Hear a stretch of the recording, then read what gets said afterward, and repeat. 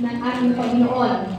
Pati ba naman kayo ay hindi pa rin nakakaunawa ano ni Jesus? Hindi ba ninyo alam na hindi nagiging marumi ang isang tao dahil sa pagkain pinapasok niya sa kanyang bibig? Yung mga alagad na ito, talagang ano eh. Nakukumbinsihe sila doon sa mga turo ng mga Pariseo. No? Kaya dito ang pinagsasabihin niya talaga ay yung kanyang mga alagad. Sapagkat hindi naman iyo pumapasok sa kanyang puso, kundi sa tiyan at pagkatapos ay idinudumi.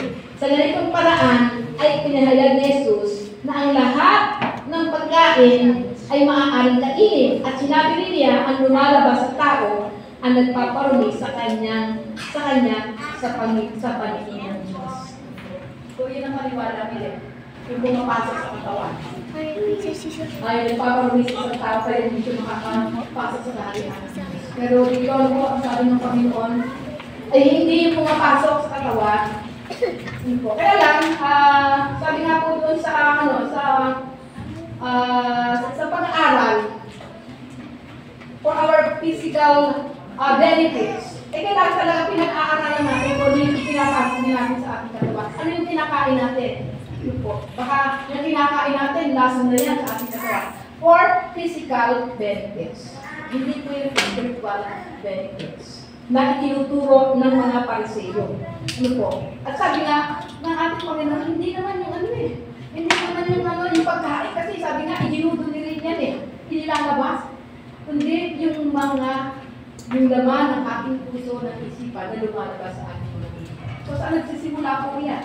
Sabi nga, nagsisimula sa isipan natin. Sabi nga, pag marumi yung isip natin, pupunta yun sa puso. At pag marumi ang puso, ano nasasabi? Di ba masama ang lumalabas sa ating mga bibig? At iyon, ang nagpaparumi sa tao. Yung mga salita na nanggaling sa ating una, sa ating isipan, at pumasok sa ating puso, kaya magsasabi ng masama. At talagang makita natin, talagang sabi nga yun, napaka-inosente na mga Pariseo ito sa pangunawa. Kung ikukumpara natin doon sa salita ng ating Panginoon. At pang-apat, ang ginagawa ng tao ay dikta ng isip at ng puso. Tingnan natin ang verse 21. Sapagkat sa loob, sa puso ng tao, nagmumula ang masasamang isipan, nag-uudyok sa kanya upang makiapid, magnakaw, pumatay, mangalo niya, mag-imbot, gumawa ng kasamahan tulad ng pandaraya, kahalayan, pagkainggit, paninirang puri, pagmamayabang at kahangalan. Ang lahat ng masasamang bagay nito ay nanggagaling sa puso at dahil dito, dahil ang mga ito ay naging marumi. Doon sa isang version sa puso at isipan. Sa puso at isipan. Kaya, sabi nga, yung ginagawa natin lahat, dinigdikta ng isip natin. Kaya nga dapat, sabi nga sa Romans 12, kailangan tayo ay mag-iba na ng isipan. Mag-iba ng isipan. Sabi nga, alsin na natin yung mga isipan na mga negatibo. Kasi pag puro negatibo ang ating isipan, sabi nga, hindi na pupunta sa puso natin. At sabi nga, minsan na lalabas sa bibig natin. Yan, lalabas sa ating bibig. Nalisa yung ating mga salita, sabi nga, yun ang nagpaparumi sa tao. Kaya sabi nga, napakahalaga kung ano ang laman ng ating isip at puso. Tingnan po natin sa Philippians chapter 4. Magkakasok po tayo. Sabi po doon, bilang pagkatubos mga kapatid, lagi ninyong isa-isip ang mga bagay na karapat-dapat yan. Yan ang dapat na daw iniisip natin ngayon. Karapat-dapat, kapuri-puri, mga bagay na totoo, marangal, matuwid, malinis, katibig-ibig, at kagalangan.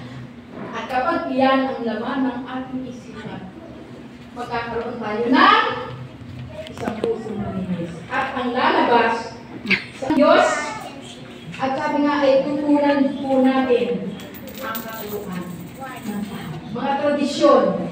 Mga tradisyon, kultura, na hanggang sa ngayon, ay nakikianin pa rin.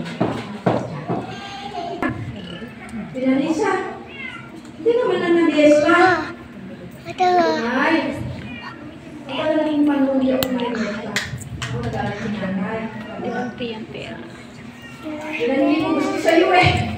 Sabi nagtiba ka na? Naninis. Nagtiba ka na? Iniwan mo na yung dati? Hindi mo ba alam? Hindi yung piyesta ay tradisyon natin na itinuro ng ating mga ninuno. At alam mo na, noong panahon, tatay mo talaga lagi naghahanda yan. Mag-piyesta. Eh bakit na yan? Sabi niya, bakit hindi na sinusunod? Bago sabi niya pa, hindi mo ba natandaan? Ikaw ibinyagan sa Katoliko? Ikinasal ka sa Katoliko? Pero ngayon, nagtiba ka na. Wala ka na sa dati. Ay, salamat sa Diyos. Sabi kami ni nanay, ito ba? Sabi ko talaga na, ito na yung bagong buhay ko ngayon. Kasi nga yan, sinasabi niya, tradisyon, kultura, turo ng tao yan, hindi ang turo ng Diyos. Kaya salamat sa Panginoon. Kasi andito na ako sa isang bagong buhay. Eh, ano na yung bang, ano ba tawag doon, yung pasmang-pasma na, yung wala na hindi siya makaramdam. Sabi ko, bakit? Eh, kasi ba naman? Ito po, nag-church ko ha. Kasi ba naman, ano niya eh, yung parang napasma ako kasi kakalala. Sabi ko, bakit? Eh, nagagawa ng art ko. Ha? Sabi ko, nagagawa ka ng art ko? Ba't sino may sabi sa inyo magawa ng art ko? Ba't kayo na? Eh, ano ba eh? Actually na yun. At, sabi nga eh, magkaroon para kami eh. Ha? Sabi ko gano'n. Sabi ko, walang lapit. Sabi ko sa kanya, ha? Sabi ko, hindi yung wala pinabas ang Bible. Bakit kayo nakikisangkot ko sa ganyan? Bakit kayo nakikisangkot pa? Kung linggo, nag-church kayo, may Bible study kayo. Alam niyo kung talagang mahal niyo ang Diyos. Muna ang Diyos. Mahal niyo ang Diyos. Hindi na kayo makikisangkot sa mga ganyan gawa.